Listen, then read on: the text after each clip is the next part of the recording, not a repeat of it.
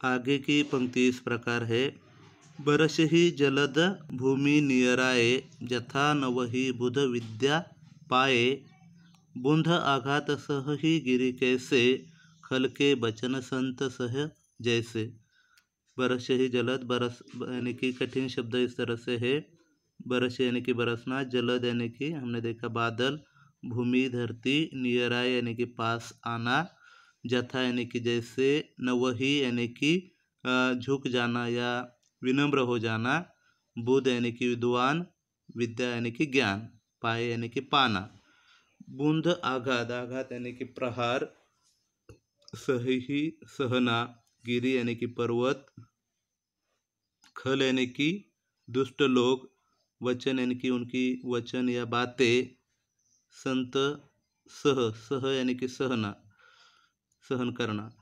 तो यहाँ पर कवि गोस्वामी तुलसीदास कहते हैं कि बरसी जलद भूमि नियर आए, कि बादल बरसते हुए वह धरती के पास आ गए हैं या नज़दीक नीचे उतरकर बरस रहे हैं, ऐसा इस तरह से उनकी स्थिति है। और उसकी तुलना वे विद्वान से करते हैं। देखो कि जथा न वही बुध विद्या पाए, जिस तरह से जैसे विद्वान लोग विद्या या ज्ञान पाने से जिस तरह से वे विनम्र हो जाते हैं, उसी तरह से यहाँ पर जो बादल है वह एक प्रकार से पृथ्वी के पास नीचे आकर वे बरस रहे हैं।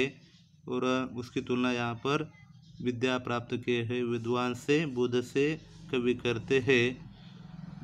आगे की पंक्ति, बूंद आघात सह ही गिरी कैसे, यानी कि बूंदों के आघात, बारिश की जो बूंदे हैं वह एक प्रकार से गिरी या पर्वतों पर आघात करती है, प्रहार करती है, और उसे पर्वत सहते हैं बिना दिक्कत, बिना किसी प्रकार की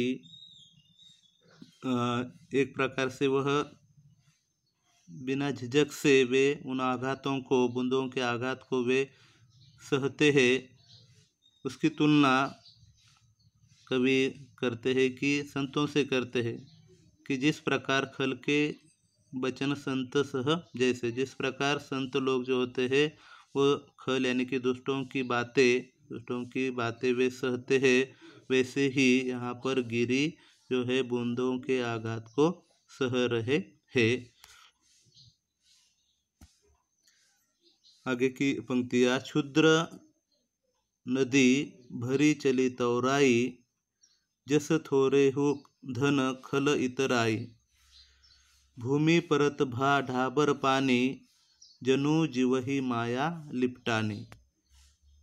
यहाँ पर कुछ कठिन शब्द, क्षुद्र यानी कि शुद्र या मामूली, छोटी, नदी भरी चली तौराई, नदी जो है वह भरी चली तौराई, तोड़कर, यानी कि जो छोटी नदियाँ होती है जिनमें ज़्यादा पानी अचानक बढ़ने पर वह तेज गति से बहती है और बीच में जो भी आए उसे तोड़कर वह आगे चली जाती है। उसी तरह जस थोरे हो धन खल इतराए, जिस तरह से थोड़े हो यानी कि थोड़ा भी धन अगर प्राप्त हुआ तो खल या दुष्ट लोग जो होते हैं वह इतराने लगते हैं, यानी कि वे अपने आप को बड़ा समझने लगते हैं, अहंकारी बन जाते हैं, गर्व करते हैं।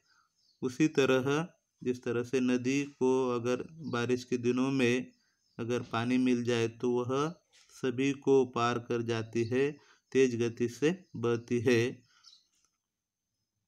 भूमि परत भा ढाबर पानी, यानी कि भूमि पर, इस धरती पर जो बारिश का पानी पड़ गया है वह बिल्कुल मिट्टी से मिलने पर ढाबर यानी कि मटमैला हो गया है, मैला बन गया है।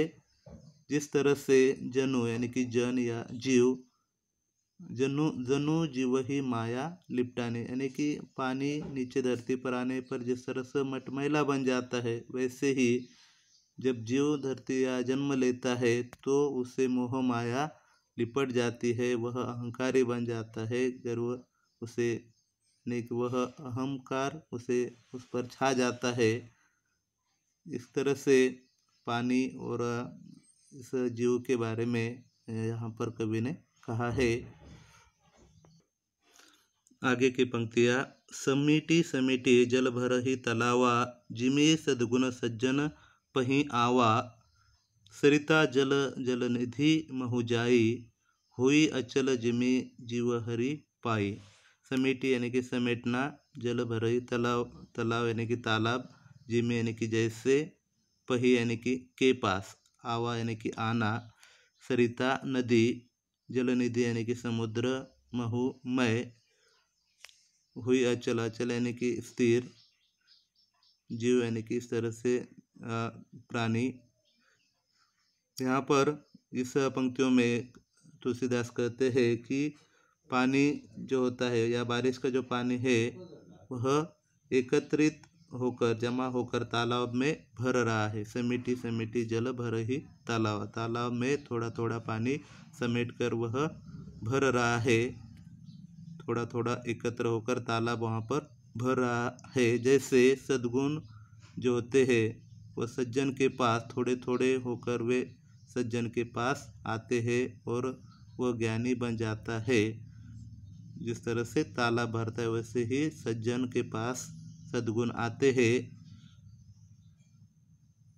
नदी या सरिता जल जल निधि मह जाए, नदी का जो पानी है वह समुद्र में जाकर उसी प्रकार स्थिर हो जाता है। जल निधि यानी कि समुद्र, मह यानी कि में जाकर उसी प्रकार स्थिर हो जाता है जिस प्रकार हुई अचल यानी कि स्थिर, जिमी जीव हरि पाए यानी कि जिस प्रकार जीव को जब ईश्वर प्राप्त होता है, जीव जब ईश्वर या हरि यानी कि ईश्वर को जब प्राप्त करता है तो वह जो जन्म जन्म के जो बंधन होते हैं उससे वह मुक्त हो जाता है।